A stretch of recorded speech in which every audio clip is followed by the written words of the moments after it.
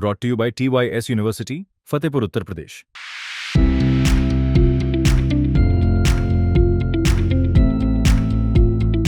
Every great achievement starts with a single step. Take yours at TYS University. कि अगर हमें बड़ा बनना है तो बड़े लोगों के साथ रहना है। अगर हम किसी को छोटा इसलिए है कि उसकी सोच छोटी है, उसका संगत छोटा है। क्या कहानी क्या रही निषाद राजकिला की, क्या कहानी है? भाई निषाद राजा थे और यहाँ के एक बहुत ही वैज्ञानिक ढंग से वहाँ किले पर 4 प्रकार के लोग आते हैं। माता शांता के मंदिर में पुत्र कामना के लिए आते हैं, बगल में जो है भस्म करीज को जलाने के आते हैं, यहीं से राम पार किए थे। और एक राम जहाँ रात्रि विश्राम के वहाँ, और एक निषाद राज का किला है कि पूरे गंगा को बंद करके, गंगा को फिल्टर करके, फिर गंगा में डाल के लोगों को फिल्टर पानी पिलाते थे। हम गरीब भले हैं, हमारे ऊपर गद्दार का लेबल नहीं है। हम उजड़े भले हैं, गद्दार का लेबल नहीं है। अनपढ़ गंवार भले हैं, गद्दार का लेबल नहीं है। हम आज के दिन में झोपड़ी में भले हैं, गद्दार का लेबल नहीं है। गद्दार कौन है? जो अंग्रेजों के साथ दलाली करते रहे। गद्दार कौन है? जो अंग्रेजों के रेजिमेंट में रहे। गद्दार कौन है? जो अंग्रेजों मुगलों के साथ पिछली सरकार लोग इनकी जमीन जायदाद पर कब्जा करते रहे। कह दिया जन्मजात अपराधी। ये बताओ, कोई जन्म से अपराधी होता है? राष्ट्रवादी होना अपराधी है? देश के लिए लड़ना अपराध है? ये क्रिमिनल कास्ट जातियाँ उजाड़ दिया, जमीन जायदाद छीन लिया, भूमिहीन हो गए। देश तो आज़ाद तो हो गया 1947 में, है 1931 में गर्दन पर तलवार रखा हमारे लोगों ने। अंग्रेज साले गुरिल्ला युद्ध में मारते रहे, कहे साले देश छोड़ के भागो, ये देश हम लोगों का, भागो भागो। तो अंग्रेजों ने झुकना पड़ा।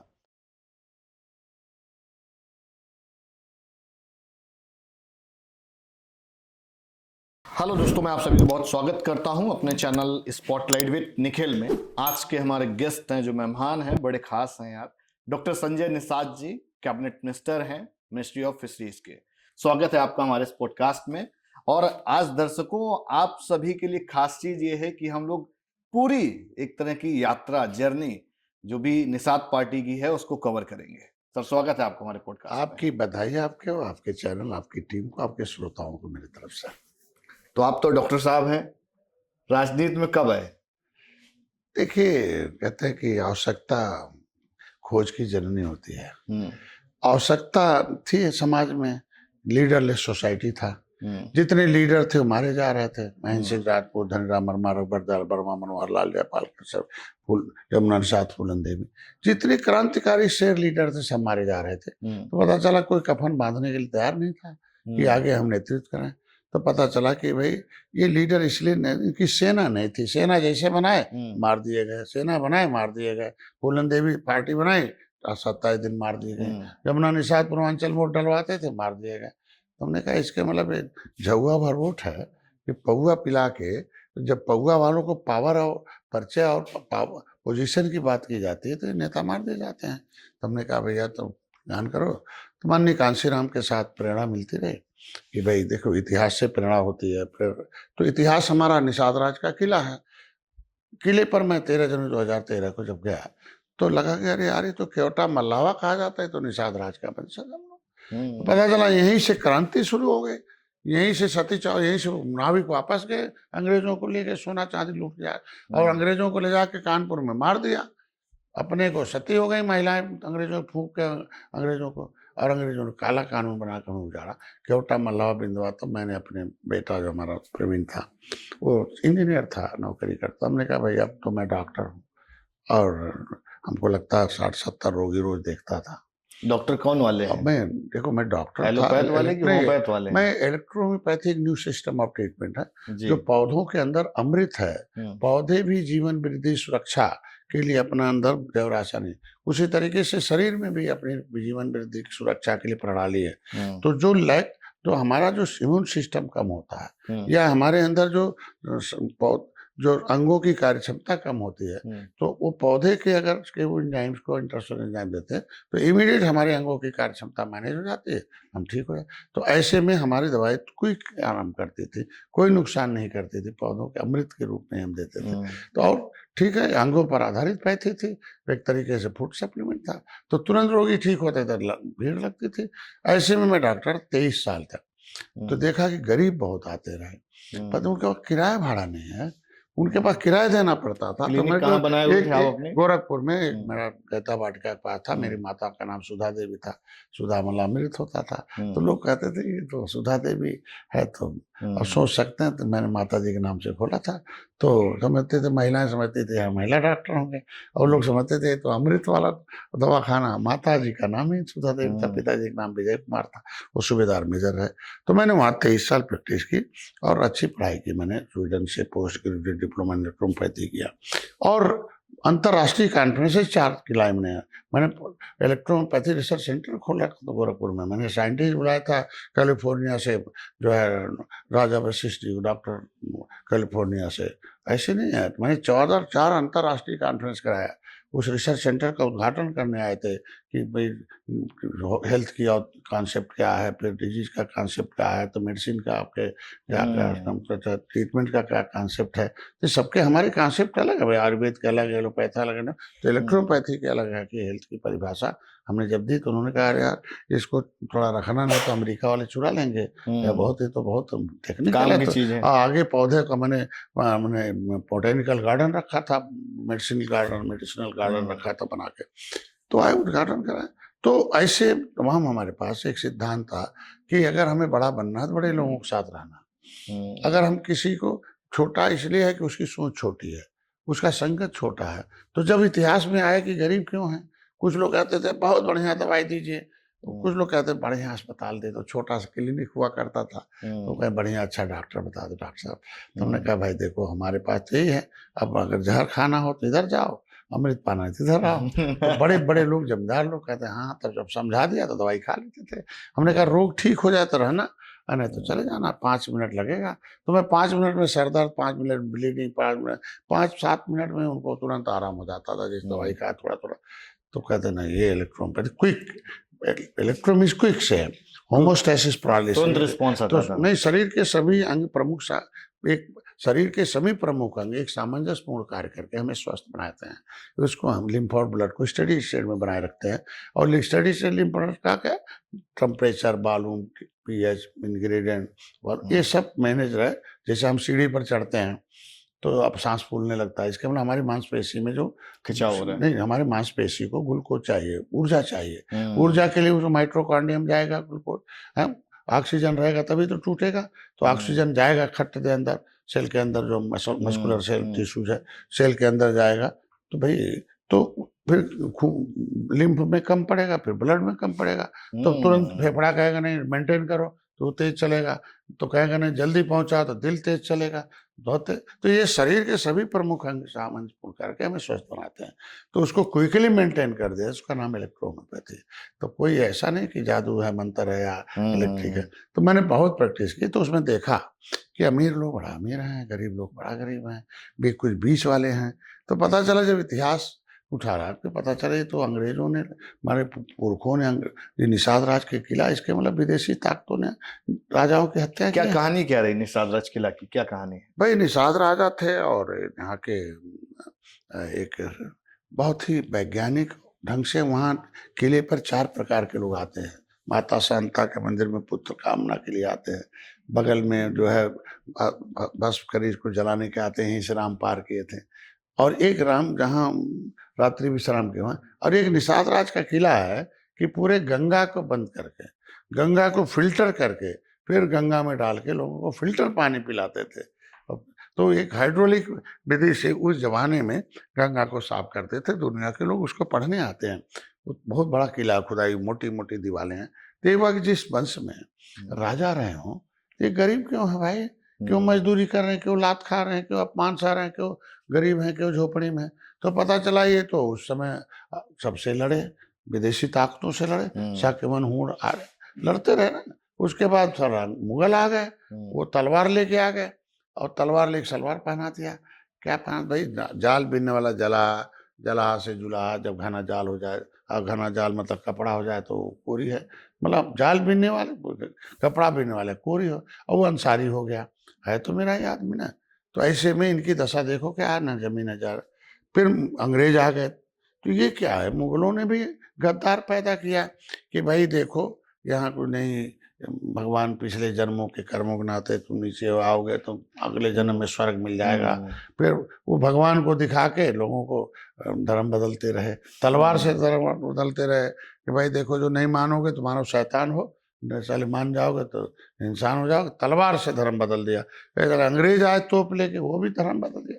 तोप लेके आए उड़ाओ, और अंग्रेजों ने तो अत्य कर दिया, गद्दार पैदा कर दिया इस देश में। और जो हमने रेजिमेंट बनाए भाई, रेजिमेंट बनाए, पैसा दो इनको, गद्दार पैदा करो, गद्दार पैदा करके रेजिमेंट बनाए। उस रेजिमेंट मेरे लोग भर्ती हो गए। अंग्रेज तो इतने आए थे ना, बहुत कम आए थे, कंपनी लेके आए, लालच लेके आए हैं, और उन्होंने गद्दारों को गोली दे दिया, बारूद दे दिया। पैसे के लालच में मेरे लोग गोली चलाने लगे, राष्ट्र भूल गए, अपने बच्चों को भविष्य भूल गए। और हमारे में 24 कैरेट के राष्ट्रवादी लोग, 578 जातियां जो देश को आज़ाद कराने में लड़ रही थी, 193 जाति उत्तर प्रदेश में है। हम गरीब भले हैं, हमारे ऊपर गद्दार का लेबल नहीं है। हम उजड़े भले हैं, गद्दार का लेबल नहीं है। अनपढ़ गंवार भले हैं, गद्दार का लेबल नहीं है। हम आज के दिन में झोपड़ी में भले हैं, गद्दार का लेबल नहीं है। गद्दार कौन है? जो अंग्रेजों के साथ दलाली करते रहे। गद्दार कौन है? जो अंग्रेजों के रेजिमेंट में रहे।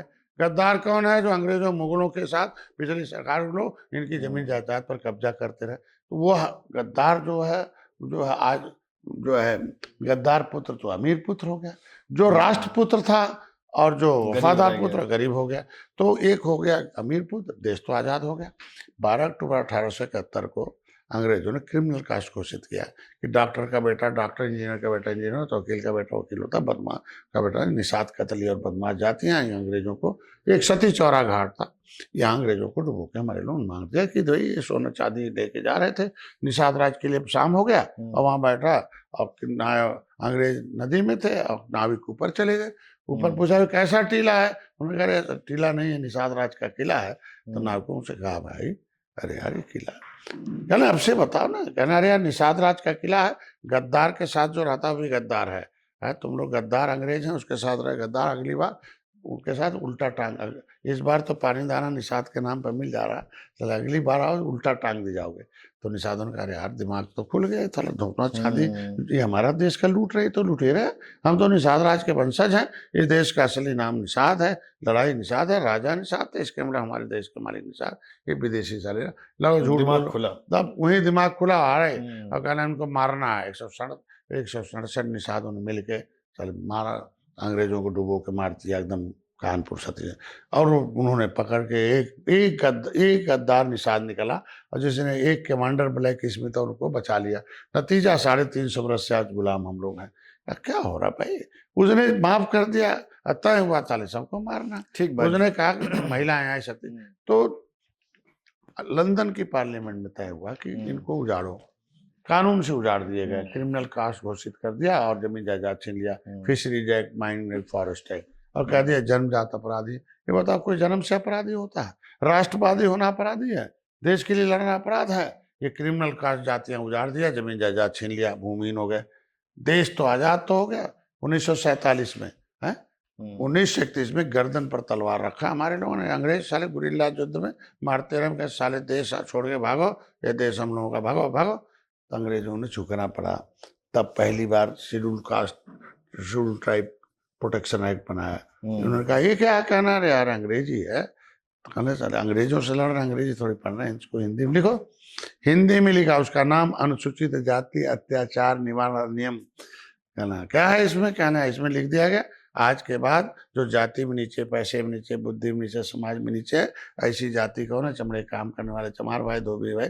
अरे कहीं इसको क्यों डाल दिया? कहा यार मेरे साथ रह रहे हैं इसलिए डाल दिया। कौन है? केवट, मल्ला, माझी, मझवार है, कश्यप, कहार, तुरैया और दिल्ली, बढ़ई, लोहार, तमाम जो है शिल्पकार, ये 66 समूह बना दिया और उन्हीं समय कर दिया। कहना क्या है इसमें? क्या तुम्हारा बेटा अब सरकार पुत्र होगा, राष्ट्रपुत्र होगा, बेटा जमा पैदा तुम करना, सरकार पढ़ाएगी, बेटी को सरकार तुम्हारी पढ़ाएगी, कोचिंग सरकार कराएगी, है सुरक्षा सरकार देगी, नौकरी उतना रिजर्व रहेगा, कोई नहीं लेगा 23%, है और तुम्हारी जमीन जायदाद अब सुरक्षित रहेगी, तुम्हारे प्रधान से लेकर बीडीसी, जिला पंचायत सब सुरक्षित रहेगा, फ्री में विधायक बनेगा। उस जगह पंडित ठाकुर साहब नहीं लड़ेंगे भैया, अब देखो, अमीर पुत्र हो गया, गरीब पुत्र हो गया, सरकार पुत्र में तुम्हारा नाम हो गया। अब 24 नंबर पर चमार भाई, 30 नंबर पर धोबी भाई और 53 नंबर पर मझवार। अब बताओ, चमार भाई जान गए, धोबी भाई जान गए, क्योंकि अंग्रेजों के साथ थे। हम अंग्रेजों के साथ लड़ने के नाते नहीं जान पाए कि हमारे लोग 53 नंबर पर है मझवार नाम से, और न जानने के नाते वो लेने लायक हो गया, हम लोग नालायक हो गए। तो हमें लायक बनना ही पड़ेगा ना। हम कह रहे हैं कि उनको लायक बनाया, वो समझने लायक है, समझाने लायक है। आज लागू है, हम जिस दिन लागू हो जाएंगे उसने बूथ पर उसने लिया, देश आज़ाद हो गया 47 में। संविधान सभा में आवाज उठाया चंद्रिका राम निषाद ने कि बड़ा घोड़ा छोटे घोड़े का हिस्सा खा जाता है। इसको इसलिए सफर बता रहा हूँ कि चंद्रिका राम निषाद 8 सांसदों के साथ कलकत्ता से आए, क्योंकि कलकत्ता में क्रिमिनल कार्ड घोषित नहीं था। वहाँ महारानी रासमणी निषाद थी, अंग्रेजों से टैक्स लेती थी, कितना घंटा साले रहोगे। वो महारानी हमारे साथ में वहाँ जाई, कालीबाड़ी में उनका फोटो लगा हुआ आज के दिन में। हमारे घर में बिलासिन केवटी ने, जिनके नाम से बिलासा देवी के नाम से और एयरपोर्ट है, वहाँ बिलासपुर जो है जिला डिस्ट्रिक्ट है, दुर्गावती जहीं महारानी, ये तमाम महारानियां रही भैया। तो ऐसे में अंग्रेज जब संविधान सभा में तब ये बहस हुआ, तब सभी राज्य सरकारों से सोशली एजुकेशनली इकोनॉमिकली बैकवर्ड कौन है उसको नोटिफिकेशन मंगाया गया। उसका नाम है 74 पब्लिक भाई 74/4/1950। उसमें लिखा गया कि भाई कौन जाति इसमें है वो आ गया। तो उसमें 66 समूह बन गया। वो 66 समूह के नाते इनको वो लागू हो गया। लेकिन जो लड़ रहे थे तो क्रिमिनल का हटा नहीं। तो आजाद भारत में 1947 से लेकर 31 अगस्त 1952 5 साल 16 दिन तक गुलाम थे। हमारे लोग फिर फरसा भल्ला उठाए और सदन को घेरा, तब जाके वो काला कानून हटा। तब तक तो बहुत देर हो गई थी। जो जाति लूटनी थी लूट लिया। तो जो सरकार पुत्र बनना था बन गए, और ये जो असली राष्ट्रपुत्र है सरकार पुत्र बाहर हो गए, तो लागू नहीं हुआ। तो आज के दिन में मैं कहता हूँ चमार भाई धोबी भाई सरकार पुत्र है, लागू है। तो मैं भी नंबर पर 53 नंबर पर है। असली राष्ट्रपुत्र तो हम हैं, असली सरकार पुत्र तो हम हैं। सबसे पहला हक तो निषादों का है ना। जो निषादों का धोखा दिया सत्यानाश हो गया। कांग्रेस ने धोखा दिया, देखो सत्यानाश है। बसपा ने धोखा दिया, देखो सत्यानाश है। इशारा कर रहे हैं बीजेपी। मैं कह रहा हूँ कि आज के दिन में भाजपा जो सपा ने उनको धोखा दिया सत्यानाश है। तो मैं कह रहा हूँ कि आज के दिन में इनका हिस्सा, देखो इन्होंने आजाद में सदन से अंग्रेजों को उठा फेंका भाई। इन्होंने देशों अंग्रेजों को मौत के घाट उतारा भाई। ये हक जो है इनका, आरक्षण भी थोड़ी हक है ना इनके, क्योंकि आंदोलन का हक है। तो मैं इतना कहूँगा आपके चैनल के माध्यम से कि ये चीज़ें लागू हो जाएं। हम लोग मंत्री हैं, मेरा बेटा विधायक एक सांसद है, हम खाते पीते पर, मेरे पिताजी सूबेदार मेजर रहे, माँ हमारी सब मेंटेन रहा। मेरी एक बहन टीचर है, मेरे फूफा 5 थे, मेरे बाबा जो है जंगल के सिपाही थे। हम जंगल, नदी नाले, जंगल है और नदी है, ताल है, उसके बीच मेरा घर है। 7 किलोमीटर में हम लोग हाई स्कूल पर, 5 किलोमीटर हम लोग अच्छा 5 पास किए। तो पिताजी 10 किलोमीटर जाते थे। तो हम लोग शिक्षा में पहले से आ गए। तो शिक्षा का मतलब बुद्धि होता है, शिक्षा का मतलब ज्ञान होता है, शिक्षा का मतलब कि दुश्मन कौन है उसकी पहचान होती है। शिक्षा का मतलब ये नहीं है पेट पालो, शिक्षा का मतलब तुम्हारा दुश्मन कौन है, शिक्षा का मतलब छुपा हुआ दुश्मन कौन है, शिक्षा का मतलब खतरनाक दुश्मन कौन है, शिक्षा का मतलब तुम्हारे बच्चे का भविष्य कौन है, शिक्षा का मतलब संविधान का अधिकार क्या है। हम कहते हैं समाज में 1000 जाति में कहते हैं सबसे नीच जाति कमाएगी, बड़े लोग खाएंगे, जो गरीब कमाएंगे, झोपड़ी वाले कमाएंगे, अमीर लोग खाएंगे, ये है ना। लेकिन संविधान में 4 जाति भाई, कि बड़े लोग सभी लोग मिलके कमाएंगे, सरकार को चुकाएंगे, और सरकार के पैसे से चमार भाई धोबी भाई केवट मल्ला के बेटे को फ्री में पढ़ाएंगे। तो चमार भाई बेटे का तो पढ़ाई शुरू है, धोबी है। निषाद कहाँ है? क्योंकि निषाद झुआ बरोट पौआ पी रहा। ये बदमाश लोग हैं। बड़े लोग तो कमा के सरकार को दे रहे टैक्स, लेकिन इसमें 420 घुस गए, साइकिल वाले, हाथी वाले। इसी को हटाने के लिए योगी जी ने कई बार सदन में आवाज उठाई। भाजपा ने इसको मुद्दा बनाया, नहीं निषादों का हक बनता है। तो आज के दिन महिलाओं को दिया 10%। तो सफर यह है कि हम सब लोगों का ये सिस्टम है कि भाई इनको हक मिलना चाहिए। तो हम अपने परिवार के लायक हैं। समाज पर अत्याचार तब हो, तो समाज की शिक्षा, हमारा निषाद पहले हक नंबर पर 53 नंबर पर केवट माझी मझवार है। केवट मल्ला माझी मझवार है, ये 53 नंबर पर अनुसूचित जाति का हकदार है। ये राष्ट्रपति की नोटिफिकेशन है, सेंसस मैनुअल में है, हम संविधान के 53 नंबर की सूची में। तो फंडामेंटल राइट में no any power, no any have the power high court and the state government. राज्य सरकार को कोई पावर नहीं इसमें चेंज करने का। तो कैसे राज्य सरकार ने हमें ओबीसी में डाल दिया? ये बेमालूम 1994 में उत्तर प्रदेश लोक सेवा अनुसूचित जाति और अन्य पिछड़ा वर्ग आरक्षण अधिनियम 1994 लिख दिया कि केवट मल्ला कश्यप कहार धीमार है भर राज भर प्रजापति हैं पिछड़ी, अब ये खाए खिचड़ी, इनसे कुछ नहीं उखड़ी। हमारा नाम ओबीसी में डालना गलत है ना, गैर संवैधानिक है। ये तो बेईमान लोग हैं ना, हमारा हिस्सा लूटने के लिए डाल तो दिया। मेन एजेंडा आपका ये तो मैं कह रहा हूँ ओबीसी से, मैं जब आंदोलन किया 7 जून 2015 कि भाई यह गलत है, गैर संवैधानिक है, तो मैं सुप्रीम कोर्ट ले जाऊंगा, नहीं होगा। तब 31 दिसंबर 2016 को समाजवादी पार्टी की सरकार थी, राज्यपाल ने संशोधन किया कि धारा 13 में हमें पावर है, कौन ओबीसी होगा कौन नहीं होगा कौन नहीं। तो उसमें उन्होंने कर दिया कि भाई ये जाति वो जो है ये इनको ओबीसी से निकाला जाए, नई सूची जारी कर दिया और आज के दिन में उनको प्रमाण पत्र अनुसूचित जाति का दिया जाए, इनको सभी सुविधा दी जाए। तो राष्ट्रपति के राज्यपाल की अधिसूचना से अनुसूचित हैं। रामचरित्र निषाद दिल्ली से आके सांसद बन सकते हैं, बोलो मांझी यहाँ बन सकते हैं। हम और प्रदेशों में अनुसूचित जनजाति, तो उत्तर प्रदेश के बेटे को भाई जमुना उस पार दिल्ली का निषाद अनुसूचित में रहेगा। जमुना इस पार क्या कौन सा गलत काम किया भाई, क्यों जमुना इस पार के निषाद को क्यों आरक्षण मिलेगा? तो ये मुद्दे को हल करने के लिए निषाद पार्टी का जन्म हुआ। तो ये हुआ कि भाई ये अन्याय कब तक होता रहेगा। तो इतिहास से प्रेरणा मिलती, हम इंस्पायर्ड हुए, फिर जागृति मतलब कौन लूट रहा, फिर जागृति से सोच, सोच से संगठन, संगठन में शक्ति और शक्ति से सत्ता, सत्ता में आपको सम्मान, सुरक्षा, समृद्धि, स्वावलंबन है संविधान देता। तो चमार भाई जो गोबर का दाना खाने वाले थे, कुत्ते से खराब जिंदगी थी, पाखाना, उनको ये कांग्रेसी बाबाओं ने क्या कह दिया था, अरे यार तुम्हारे बाबा, ये भैया तुम्हारा भाई, तुम्हारा पिछला जन्म बहुत खराब था, जा खराब काम करो अगला जन्म सर। कितने बेईमान थे कांग्रेसी जो है, वो बेचारे क्या कहेंगे, जा खोबर का दाना खाना, मरने के बाद स्वर्ग जाना, पाखाना साफ करना, मरने के बाद स्वर्ग जाना, है इज्जत लुटाना, स्वर्ग मरने के बाद। अब बताओ मरने के बाद स्वर्ग जाना, ये पहले बताओ। संविधान कहता नहीं अभी स्वर्ग है भाई, अभी जाओ ले लो शिक्षा लो, अभी लो रोजगार लो। तो भाई चमार भाइयों ने देखा कि भाई हमें मरने के बाद नहीं अभी वाला सुख चाहिए। तो संविधान सम्मान, सुरक्षा, समृद्धि, स्वावलंबन देता, समानता देता है। तो सामाजिक न्याय यही कहता है कि ये सामाजिक अन्याय है कि झोपड़ी वाला कमाएगा, गरीब कमाएगा, अमीर खाएगा। ये सामाजिक न्याय है कि अमीर कमाएगा और गरीब के बेटे को पढ़ाएगा, स्वावलंबन बनाएगा। तो हमारे निषाद के बेटे भी जब तक नहीं पढ़ेंगे, ये झुआ भरोट पौआ पी रहे इधर उधर लेके वोट दे देते हैं। तो इनको अब मैं चाहता हूँ इनको पार्टी, इनको पैसा, इनको पोजीशन, इनकी शिक्षा दी जाए। तो कैसे समझाएंगे कि पौआ ना पिए और सही जगह वोट दें? अरे अब उनको समझा रहा हूँ कि रोज सुबह ट्रेनिंग में हमने कहा देखो तुम तो गोबर का दाना खाने वाला बुद्धिमान हो गया।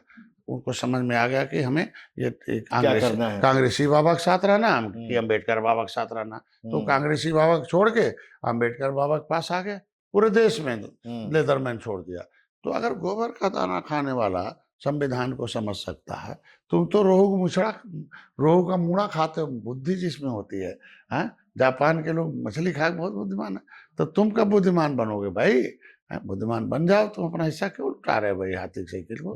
तो मैं इनको समझा रहा हूँ कि भाई देखो लोकतंत्र में पहले राजाओं के पास अधिकार था, पहले लोग विदेशी ताकतों के पास अधिकार था, फिर गुलाम बना लिया उनके बाद अंग्रेजों मुगलों के पास अधिकार था। अब देश में संविधान में अधिकार निहित हुआ, अधिनियम बन गया। तो अधिकारी को नियम बता दिया कि इस नियम के तहत चमार धोबी भाई के बेटे को फ्री में पढ़ाना है, कोचिंग कराना है, IAS PCS बनाना है, और वहाँ पंडित ठाकुर साहब नहीं जाए। ये अधिनियम हो, अधिसूचना जारी हो गई अधिकारी को सूचना। तो ये अधिनियम में हमारा नाम है कि भाई 53 नंबर पर निषाद का बेटा भी स्कूल जाएगा, लेकिन मेरा नाम OBC से खारिज तो है, OBC से खारिज हो, 80 में ले जाए। भाई हमारे 80 में ही है, खाली कंप्यूटर से नाम खारिज करो ना। राज्यपाल ने कह दिया कि पिछड़ी नहीं है, राष्ट्रपति ने कहा पिछड़ी नहीं है, तुम्हारा नाम कंप्यूटर में रहना गलत है, गैर संवैधानिक है। यही इतना काम है। इनको समझा रहा हूँ कि भाई देखो दलित जो कमजोर थे, उन्होंने बूथ पर अपना वोट इकट्ठा किया। अब वोट में पावर है, अब बंदूक में नहीं बटन में ताकत है, अब झंडे डंडे में नहीं झंडे में ताकत है, और अपने गोली नहीं बोली में ताकत है। ये 5 राजनीतिक हथियार लिया दलित भाइयों ने लिया। एक पार्टी बनाई, एक नेता, एक नारा, एक झंडा। तो लेकिन तुम्हारे नेता इसलिए मारे जा रहे हैं, तुम सेना में नहीं हो, समझदार नहीं हो। उनके समझदार हैं इसलिए के नेता नहीं मारे जा रहे, इसलिए समझदार बनो, समझा कि भाई the real God is voter in the democracy. इस युग का असली भगवान वोटर है, भाग विधाता वोटर है। तो अब आपके वोट में आपका समस्या समाधान है। आप अपने चमार भाई ने बंदूक उठाए, न तो डंडा उठाए, न तो गोली चलाए, उन्होंने कोई झंडा उठाया, बटन दबाया और बोली जय भीम बोला। आप अपने वोट को इकट्ठा करो। उसने कह दिया कि भाई मेरे जाटों के मोहल्ले में, लेदरमैन के मोहल्ले में वही आएगा जो संविधान का ये अधिकार लागू कराएगा। तो निषाद जिस दिन ये कह देगा भाई विधायक जी लोग हमारे मोहल्ले में तभी आएंगे जब ये संवैधानिक अधिकार सदन में आवाज उठाएंगे, जब पास हो जाएगा, लागू कराएंगे। नहीं, लागू थोड़ा टाइम लगता है, लेकिन आवाज तो उठाए, वकील तो बने। भाई मेरे समाज का संवैधानिक अधिकार दिलाने का वकील बनकर जाइए, तब मेरे गांव में आइए भाई। तो उसको सदन में तो दलितों ने हर घर पर झंडा लगा दिया, हर घर पर दरवाजे जय भीम लिख दिया, हर घर पर लिख दिया झंडा लगा दिया, हर घर पे नेता नारा झंडा। समझा रहे हैं आप एग्जाम्पल देके, ऐसे तुम लोग भी करो। नहीं देखो, तभी तुम्हारा भी कल्याण। अरे यार मैं कह रहा हूँ हर बूथ पर लेदरमैन का 10 यूथ खड़ा है, हर बूथ पर मिल्कमैन का 10 यूथ खड़ा है, मतलब चमार भाई और यादव भाई का है ना, खड़ा है ना।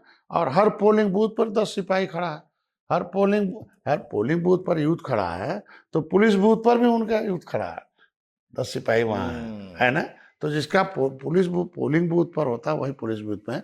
अब उनको समझा रहा हूँ, देखो 28 लाख नौकरी उत्तर प्रदेश में, 14 लाख नौकरी रिजर्व है, 7,500 परिवार ही साइकिल का लाभ उठा रहे, 7.5 लाख नौकरी है, 6,500 परिवार 6.5 लाख नौकरी उसमें है। और एक नौकरी में 50,000 से लेके 3 लाख रुपए, 4 लाख का तनख्वाह, एवरेज 1 लाख कर देते हैं। तो 6.5 अरब रुपए लेदरमैन, 7.5 अरब रुपए मिल्कमैन जा रहा। हर गांव में हर बूथ पर 10 से 15 नौकरी भाई, 10 से 15 नौकरी भाई। 100 गांव में लेदरमैन है, 100 गांव में मिल्कमैन है। तो आप 6.5 लाख में भाग देंगे, 7.5 लाख भाग देंगे, तो पता चलेगा कि हर बूथ पर 10 से 15 नौकरी उनकी है। भले वहां नहीं रहते, शहर में रहते हैं। ये तो समाज न्याय मतलब। तो मैं कह रहा हूँ जिसको भी लेना होगा आए, तो हम कहते हैं जो बूथ लगाए उसी का यूथ बेटा नौकरी पाए। तो दलितों ने बूथ पर यूथ खड़ा किया तो नौकरी में है। तो ये सभी संविधान लागू कराना है, आरक्षण लागू कराना है, तो अपने वोट को इकट्ठा करने लायक बना दलित, झंडा लगाने लायक बना, जय भीम का नारा लगाने लायक बना, और अपने बच्चों को बताए भाई संविधान में सरकार पुत्र है, वो किताब लो भाई, किताब दो, सरकार पुत्र है।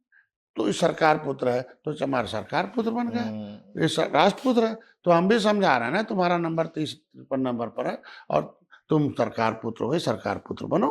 तुम दारू पुत्र क्यों बन रहे भाई, पौवा पुत्र क्यों बन रहे भाई, आप क्यों केवटा मलावा पुत्र बन रहे? चुनाव में तो पौवा की जरूरत रहती है। नहीं, तब तो हमारा समाज जब से पौवा पीना बंद कर दिया, देखो कांग्रेस कहाँ चली गई, सपा बसपा कहाँ चली गई, यही तो बटन दबाते फूलन देवी को भी अपना आइडियल मानते हैं। जहुआ भर वोट कांग्रेस का बटन दबाया, कांग्रेस हीरो, अपने जीरो, पौवा पीने वाला जीरो, और पौवा वोट लेने वाला पावर में जाता था, पैसे का मालिक बन गया।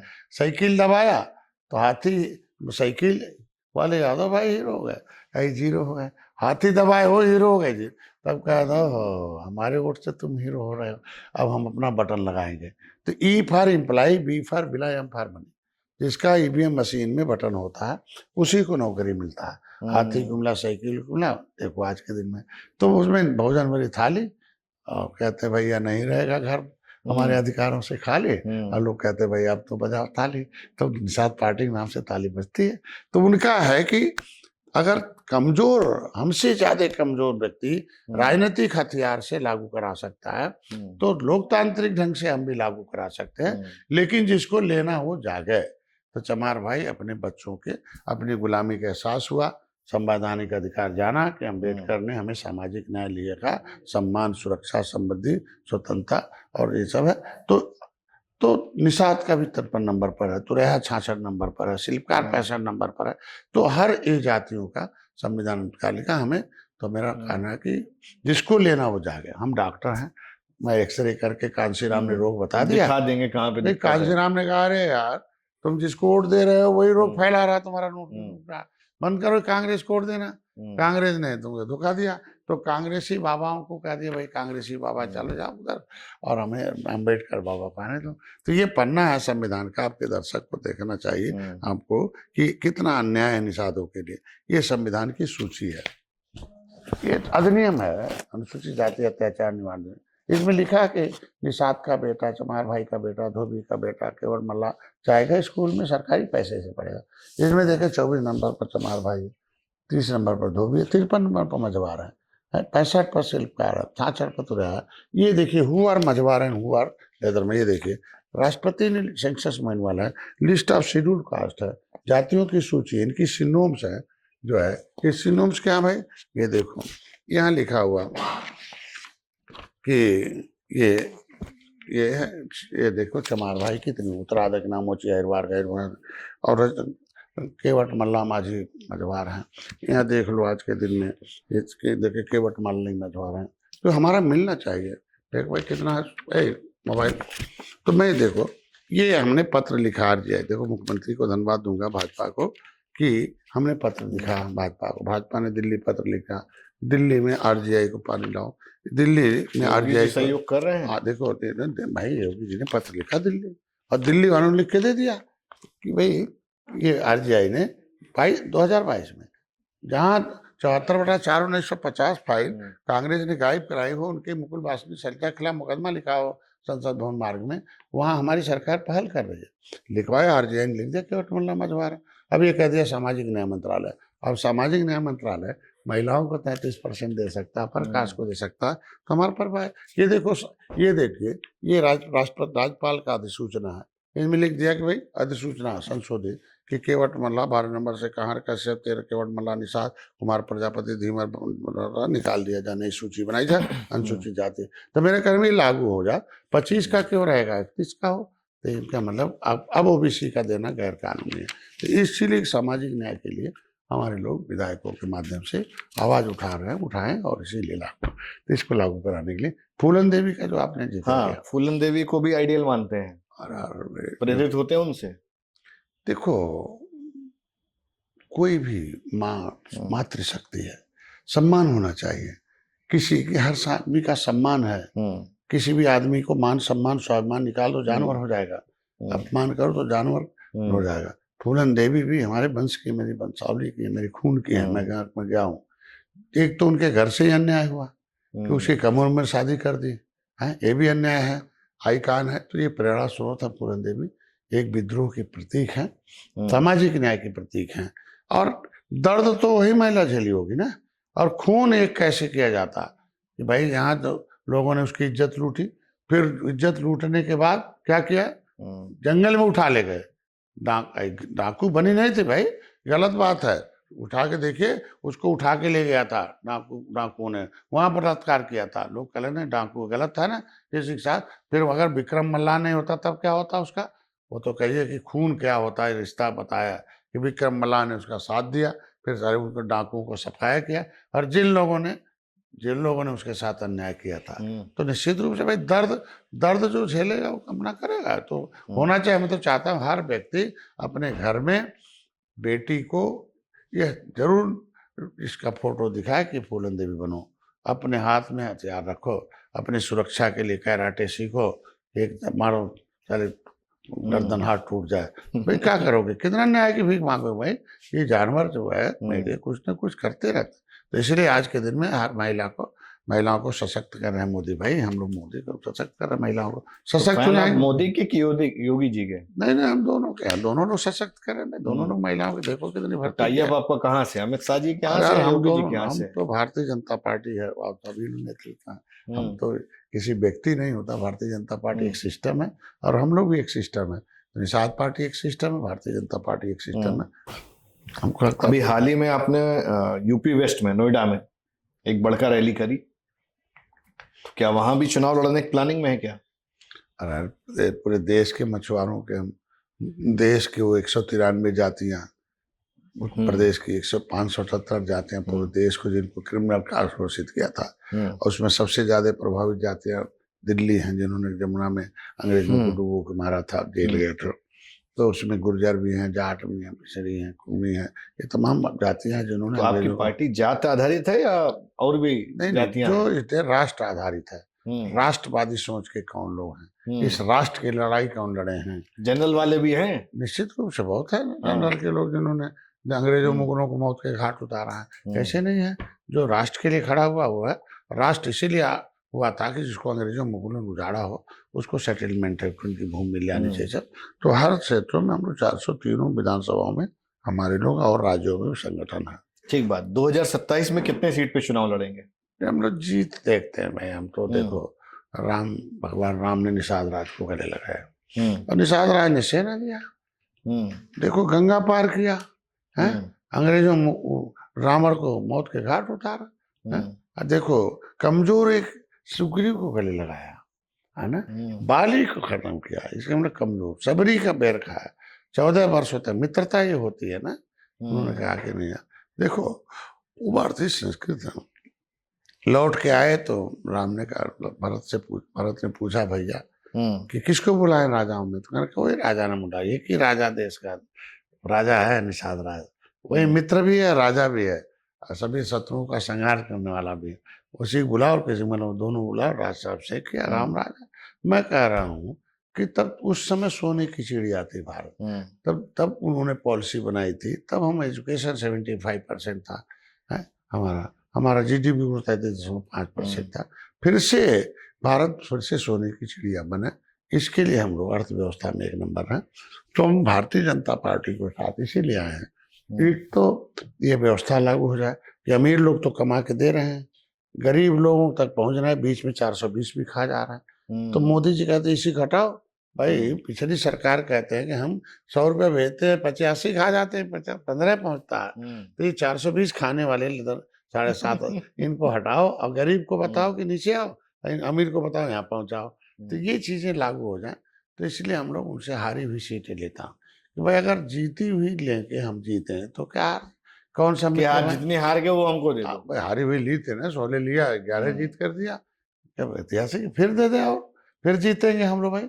हम क्यों भाई, मित्रता तो वही है ना कि हम कुछ करके दिखाएं हैं। पूरे प्रदेश में भी जीत दिया और अपने यहाँ भी दिया। तो अभी 403 पर हम सेना तैयार किए हैं कि यहाँ भाजपा लड़ेगी उसको हम जिताएंगे, और जहाँ हर जगह सहायता करेंगे, जहाँ सहायता करेंगे। और जो हमने तो कहा कि ऐसी सीट दो जहाँ निषाद ज्यादा हो और हारे हो, दे दो, हम जितवा देते हैं। तो अब जाके समझाएंगे वो नहीं। अरे मैं कह रहा हूँ कि ये धोखा खाई जाती है ना, ये धोखा खाई जाती है, सोई हुई जाती है पूरा ठगुआ। इनको मतलब किस कद्र इनके साथ, अंग्रेजों ने तो गद्दारी की लेकिन पिछली सरकारों ने कुछ नहीं कहा। अब बताओ, मोदी जी से मिला, मत्स्य मंत्रालय लगवा, 61,500 करोड़ रुपया दे के इस मत्स्य मंत्रालय को आगे किया, देश के मछुआरों के लिए पॉलिसी बनाई है, फ्री बीमा है इनका KCC 4% पर, कोई गारंटी नहीं, तभी 3 लाख रुपए ले लो। इनके लिए शिक्षा के लिए पैसा लाया, योजनाएं अभी 15,000 निषादों की इस बार मैंने लगभग योजनाएं दे रही है इस बार। तो ये तो तब संभव है जब मोदी, उत्तर प्रदेश मत्स्य मंत्रालय हुआ, मुख्यमंत्री संपदा योजना, निषाद राज, मछुआ कल्याण को, इनके बच्चों के लिए भी पैसा लाए, जब तक आरक्षण नहीं लागू है ये किताब में व्यवस्था करेंगे कि तब तक उनका हाई स्कूल में 10,000, इंटर में 20,000, BM 30,000, ऊपर 50,000 ले पड़े, उनकी लड़की की शादी के लिए 1 लाख, उनके बच्चों, तो फिर वोट देवेगा ना, उनके इलाज के लिए। अरे वोट अलग विषय है, ये राष्ट्रवादी भाई, इनका हक बनता है। तो अगर हम गलत बटन दबाते रहे तो राशन, ये सड़ा राशन पाते रहे, सही तो बटन दबाए तो टाई अप नहीं होगा। हमको देखो उधर बात नहीं बन रही, ऑफर नहीं आया अखिलेश जी के यहाँ से। हम देखो, हम लोग एक राष्ट्रवादी सोच के लोग हैं, मर्यादित लोग हैं, जिसके साथ रहते ईमानदारी से रहते। और त्रेता में जिस तरीके भगवान राम ने गले लगाया था और अंत में निषाद राज ने उनको, इस युग में मोदी योगी ने गले लगाया। हमको लगता है हम फायदा पहुंचा रहे हैं भाजपा को, नुकसान नहीं। हम तो हारी सीट लेते हैं और प्रदेश में जीत दे रहे हैं, तो भाजपा जब हम सम्मान दे रहे हैं, भाजपा हमें, हमारे लोगों को समस्या का समाधान की तरफ बढ़ रही है, भाई सत्ता सम्मान देता, सुरक्षा देता, तो ये सब है। और जब भाजपा कभी अगर सोचेगी कि नहीं डॉक्टर साहब का आवश्यकता नहीं है तो उसमें विचार किया जाए। ठीक बात। धर्मेंद्र प्रधान जी ने अभी हाल ही में इस्तीफा दिया है एजुकेशन मिनिस्टर ने, क्या कहना चाहेंगे इस पे? देखो, युवाओं के हित में तो ठीक था, लेकिन पिछड़ों के हित में खराब है, दलितों शोषितों के हित में खराब है। और इसको समझना पड़ेगा भाई, कितनी मुश्किल से, देखो कहा गया संविधान में, inadequate representation of the society in the system is called reservation. जिस समुदाय का जितना हिस्सा अगर प्रतिनिधित्व नहीं उतना रिजर्व कर दो। तो कैबिनेट में नहीं पिछड़ों का प्रतिनिधित्व, तो पिछड़े के रूप में थे ना नेता हो भाई, पिछड़े के रूप में अगर मंत्री थे, शिक्षा मंत्री, तो उसे पिछड़ों के अंदर पढ़ने के आ रहे थे, आ रहा था ना। अब पिछड़े के नेता ही उनको बिना किसी कौन सा दोष था भाई धर्मेंद्र प्रधान का, परीक्षा अधिकारी कराते हैं। अगर धर्मेंद्र प्रधान कोई पॉलिसी बनाए होते, उस पॉलिसी के तहत अगर गलत होता तब वो दोषी थे। पॉलिसी तो पिछली सरकारों ने बनाई थी, चर्चा नहीं इसलिए कर रहे हैं पिछली सरकारों से माफिया, वो माफिया, सब माफिया, नकल माफिया, सब मंत्री बनते थे, हिम्मत नहीं करती थी उड़ा का दल चला जा, घर में कापी लिखते थे, भैया हम लोग आके सामने बात है, आई सब बड़का बगुला भगत हो गए। और पिछड़ों के नेता का कुर्मी के नेता का भाई, कुर्मी किस मुंह से कुर्मी कोट मांगने जाएंगे भाई समाजवादी पार्टी के लोग और कांग्रेस के लोग? बताओ भाई, कुर्मी के बेटे के पीछे पड़ के बिना मतलब भाई, किसी बस में पहिया खराब हो तो पहिया बदलेंगे ना, कि गाड़ी बदल देंगे? पास अनुप्रिया पटेल है, समाजवादी पार्टी के पास पल्लवी पटेल है। अरे यार, हम कह रहे हैं कि पल्लवी पटेल अपनी पार्टी है, सिंबल उनका लेके है। आप देखो किस तरह हम कह रहे हैं गठबंधन में तो 22। अरे यार, मैं कह रहा हूँ अब कुर्मी के भाई धर्मेंद्र प्रधान का क्या, इससे पहले भी मंत्री थे, कांग्रेस के समय थे, कभी इन्होंने इनको सहायता, कभी इनको इस्तीफा लिया इन लोगों, कभी नहीं ले पाए आज के दिन में। तो मैं कह रहा था उनका इस्तीफा लेना ठीक नहीं है। कितनी मेहनत से मोदी जी उन्हें कैबिनेट में ले गए होंगे पिछड़ों का प्रतिनिधि लाने के लिए, सब तो समझ सकते हैं ना भाई। बोलो भाई, मैं तो कैबिनेट में हूँ ना, कितना बात। तो सामंजस्य जातियों का, पिछड़ों का नेतृत्व चाहिए। तो पिछड़ों का नेतृत्व खत्म करना, तो इसका मतलब ये जो पिछड़ा विरोधी है कांग्रेस, ये समाजवादी पिछड़ा विरोधी है, तभी पिछड़े के नेता का इस्तीफा लेके इतना है। काकरोच जनता अनगाइडेड मिसाइल है, युवाओं को गुमराह सीजेपी नहीं, हाँ मतलब वही जो आपका नाम ले रहा, तो ये लोग अनगाइडेड मिसाइल है, अनट्रेंड है, पॉलिटिकली है, जो चाहो इस्तेमाल कर ले। अब कांग्रेस कहते हैं हम इशारे पे नाचते हैं, अब काकरोच जनता पार्टी को कांग्रेस कह रही है हम इशारे पे नाचते हैं, हमने किया, और सपा कह रहे हमारे इशारे पे नाचते हैं, और दूसरे लोग वो संवाद। बताओ भाई, पिछड़ों के नाम पर राजनीति, अंबेडकर के नाम पर राजनीति करने वाले पिछड़ों का इस्तीफा मांग रहे हैं, क्या मतलब बताओ भाई, है?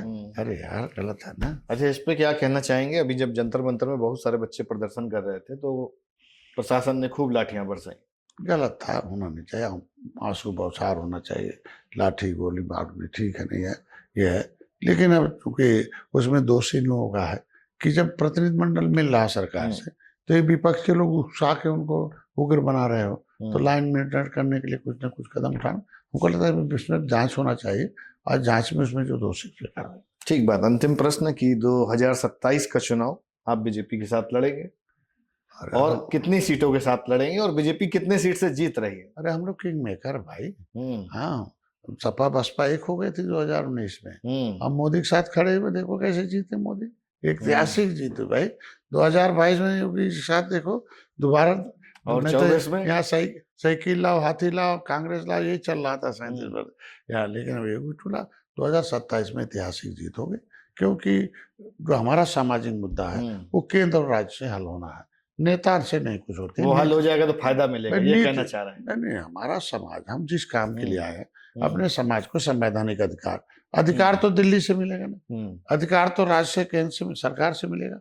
और सरकार भाई, संविधान को सरकार लागू कराती है, सरकार को दल चलाता है, और दल ऐसा हो जो सरकार चलाए। तो हम लोग दल इसीलिए बनाए हैं कि हम सरकार के साथ रहेंगे, तो जिसका दल उसका बल, उसकी समस्या का हल, जिसका दल नहीं उसका बल नहीं उसकी समस्या का हल नहीं। ठीक बात। तो निर्मल इंडियन सोसाइटी हमारा अंदर भविष्य की क्या योजनाएं हैं, क्या प्लानिंग है निश्चित रूप से 2027 के बाद क्या करेंगे? 2027 में, अभी तो फिलहाल 2027 में हम लोग हम्म, योगी मोदी के साथ होकर उनको चुनाव लड़ेंगे। और हमेशा के लिए देखो, आप सामने तस्वीर है मेरे, हम्म। मोदी जी खुद मांगते हैं भाई निषादों की समस्या का ज्ञापन हम तो समय उसमें आने आपके पर बेटे भी हैं। समय समय अभी बेटा, आप हमारा हाँ। बेटा लायक बेटा रहेगा तभी तो बड़ा उनको इंजीनियर। भी आगे बढ़ा रहे हैं आप। नहीं नहीं, हम तो सभी समाज के लोग हैं। विनोद बिंद सपा में थे, उनको भी आगे बढ़ाए। पीयूष रंजन हारे हुए थे, उनको भी आगे बढ़ाए भाई, पकड़ के लाए, 5 सीट लेके आए। तो भाई जिसने नेता माना वो आगे बढ़ेगा। 2 लोगों को, मांझी को और कन्हैया नहीं माने, नहीं जीते, मैं दूसरे को टिकट देना पड़ा। हम 5 तो निषादों आज भी हमारे 2 आयोग के सदस्य, 3 आयोग के सदस्य मेरे पार्टी में, 2 हमारे सरकारी वकील हैं निषाद, 1.5 दर्जन से ज्यादा हमारे जो है हमारे वो सभासद हैं। इसके से और हमारे ही लोग हैं, इसलिए हम लोग इनकी लड़ाई लड़के संवैधानिक अधिकार दिलाना चाहते हैं। ये आसानी से हमारे लोगों का हक है। लड़ाई हम लड़े हैं, अंग्रेजों से हम लड़े, उजड़े हमें कानून से उजड़े हैं, तो कानून से हमारा संवैधानिक अधिकार कॉन्स्टिट्यूशनल राइट बनता है। कॉन्स्टिट्यूशनल राइट आपके चैनल के माध्यम से चाहूंगा कि संवैधानिक अधिकार लेने के लिए कार्य करें, संवैधानिक अधिकार लेने के लिए समय 24 घंटे 8 घंटे दें। संवैधानिक अधिकार रास्ता वही है, वोट, बूथ अध्यक्ष बने, सेक्टर अध्यक्ष बने, कुल मिला के आप निषाद पार्टी को मजबूत करें, ये कहना चाह रहे हैं। विधानसभा बने, विधानसभा अध्यक्ष बने, और जिला अध्यक्ष बने, मंडल अध्यक्ष, और प्रदेश में आए। और एक सिस्टम से, जिस तरीके से जब तक उठाएंगे बेईमानों का झंडा तब तक पीठ खाएंगे डंडा, बनते रहेंगे अंधा, चलता रहेगा इनकी लूट के धंधा। तो मैं तो कहता हूँ फेंको बेईमानों का झंडा, ले लो मोटा डंडा, लगाओ जय निषाद राज का झंडा, मत खाओ पीठ पर डंडा, मत बनो अंधा, और बंद कराओ सबका धंधा। ये जब से निषाद पार्टी आई है, बंद हो गया धंधा कांग्रेस का, सपा का, बसपा। ठीक बात। आज का जो है पॉडकास्ट है अब यहीं पे विराम लेंगे। मंत्री जी ने बहुत समय दिया, आपका बहुत बहुत आभार, धन्यवाद।